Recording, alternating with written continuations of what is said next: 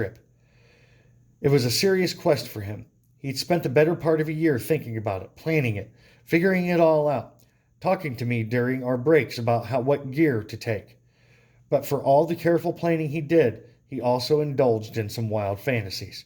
For instance, Stoppel continues, Carl didn't want to fly into the bush alone. His big dream originally was to go off and live in the woods with some with some beautiful women. He was hot for at least a couple of different girls who worked with us, and he'd spent a lot of time and energy trying to talk Sue or Barbara or whoever into accompanying him, which in itself was pretty much pure fantasy land. There was no way it was going to happen.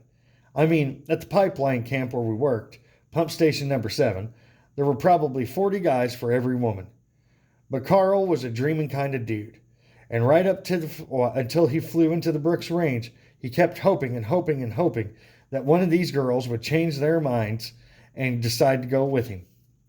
Similarly, Stoppel explains, Carl was the sort of guy who would have unrealistic expectations that someone would eventually figure out that he was in trouble and cover for him.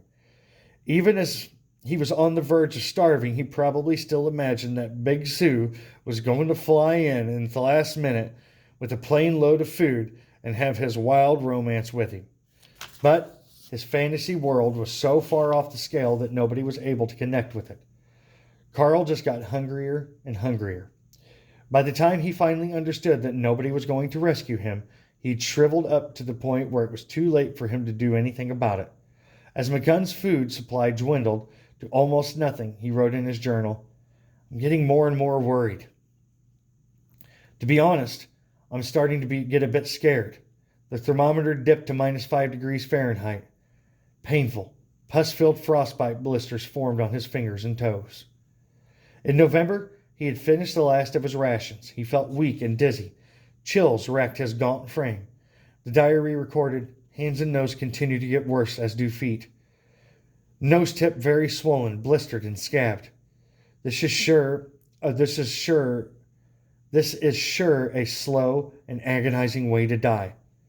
McCunn considered leaving the security of his camp and setting out on foot for Fort Yukon, but concluded he wasn't strong enough and that he would succumb to exhaustion and the cold long before he got there. The part of the interior where Carl went is remote, very blank part of Alaska, says Stoppel.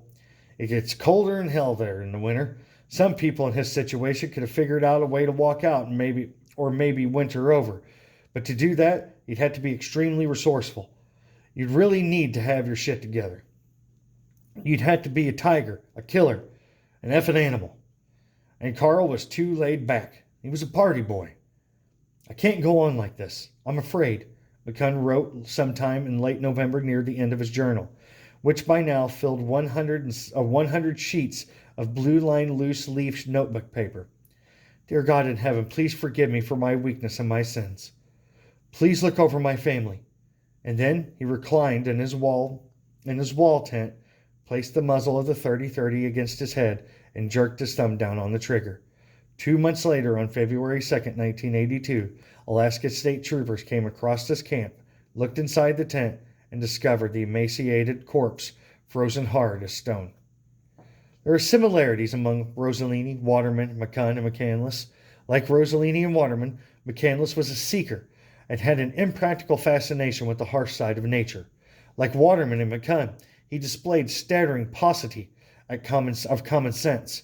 But unlike Waterman, McCandless wasn't mentally ill, and unlike McCunn, he didn't go into the bush assuming someone would automatically appear to save his bacon before he came to grief.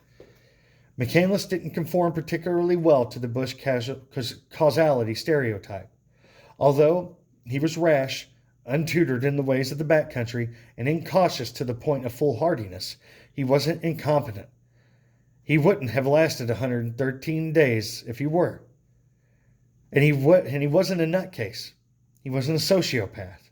He wasn't an outcast. McCandless was something else. Although precisely what is hard to say. A pilgrim, perhaps. Some insight into the tragedy of Chris McCandless can be gained by studying predecessors cut from the same exotic cloth. And in order to do that, one must look beyond Alaska to the Bald Rock Canyons of southern Utah. There, in 1934, a peculiar 20-year-old boy walked into the desert and never came out. His name was Everett Roos. Okay, guys. So, that was chapter 8. I'm going to post this to YouTube. I'm also going to read the quiz that I want you to take over 5, 6, 7, and 8. And then you have all week to do it all. And we'll get back together on Monday or Tuesday, whatever. But I'll keep you guys updated. If you have any questions, Hangouts, email. We good? All right. I'll talk to you guys later. Stay safe.